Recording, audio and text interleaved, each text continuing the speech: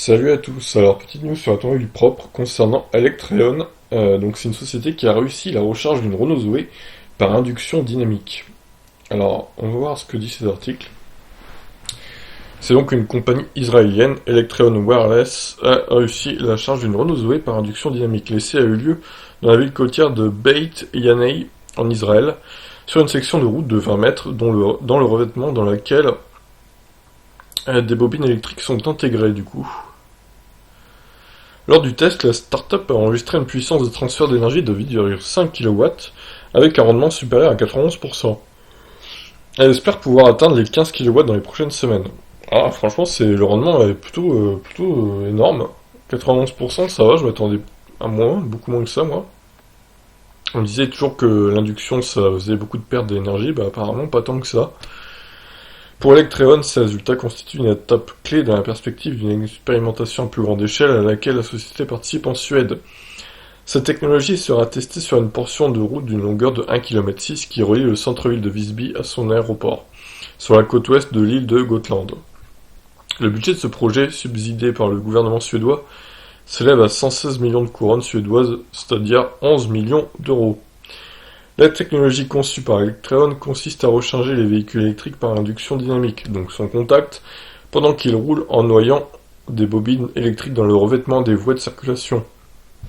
Selon la start-up, toutes les chaussées asphaltées peuvent facilement être équipées à raison d'1 km par nuit pour éviter de devoir les fermer à la circulation pendant le jour.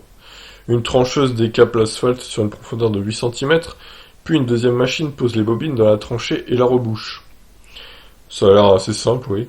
Pour les usagers de la route, elles sont invisibles et ne s'activent que lorsqu'un véhicule électrique passe au-dessus. Heureusement, sinon toutes les ondes et tout là. L'objectif n'est pas d'éliminer complètement la batterie de ces automobiles, mais bien de réduire leur capacité et leur poids, tout en augmentant l'autonomie et les recharges. Ainsi, il n'est pas nécessaire d'équiper toutes les routes avec ce système d'induction, mais seulement certains tronçons. Franchement, l'idée est pas con, hein. Alors, la solution est compatible avec tous les types de véhicules électriques, y compris les autobus et les camions. Les voitures sont équipées d'un récepteur pesant 12 kg max, tandis que les véhicules lourds reçoivent un appareillage plus important pour optimiser le processus de charge.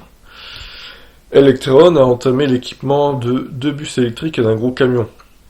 La transformation de celui-ci devrait être achevée en décembre, les premiers tests étant programmés en Suède au cours du premier trimestre 2020. La technologie sera ainsi mise à l'épreuve dans des conditions hivernales du nord de l'Europe. Les bus seront probablement prêts en février, testés en avril 2020 sur le tronçon suédois préparé dans l'île de Gotland, ainsi que sur une autre portion de route qu'Electreon avait déjà équipée en 2016 à Tel Aviv en Israël. Comme on le sait, la société s'est associée à l'alliance Renault-Nissan et a signé des partenariats avec le groupe français Hutchinson et une compagnie israélienne d'autobus Dan.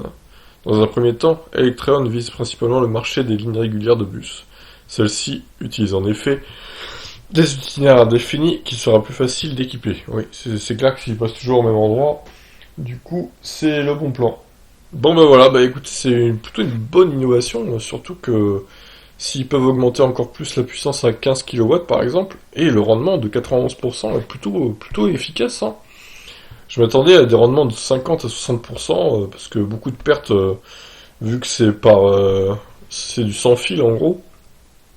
Et finalement, non, c'est plutôt au point leur truc. Donc c'est une belle innovation qu'Electreon a réussi à faire. Et s'ils peuvent équiper les routes françaises de ce truc-là, et puis apparemment que c'est compatible avec toutes les voitures électriques. Alors j'aimerais bien savoir comment ça se branche quand même sur la voiture électrique. Ça doit être relié à la batterie, j'imagine, ou... c'est étonnant, bon. En tout cas, c'est une très belle innovation, je vous tiendrai au courant de la suite, évidemment. N'hésitez pas à réagir, je vous laisse. Ciao.